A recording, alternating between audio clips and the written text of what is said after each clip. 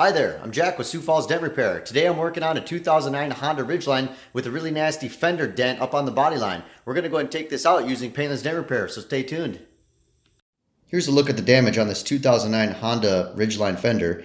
Now the customer had something fall out of their garage and put a big dent in the top of their fender here. Now the dent on the body line there is so deep it actually displaced and pushed the metal outwards, causing an outwards buckle there, just shown. So there's quite a bit of technique here involved to get this damage back out, especially with it being in a body line and as deep as it is, but it's no problem for us here at Sioux Falls Dent Repair.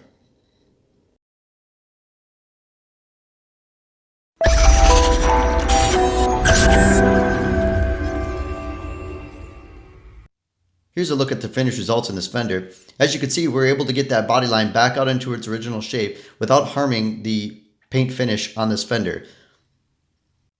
If you've got dents or dings in your vehicle that are similar to this, feel free to give us a call at 605-595-4061.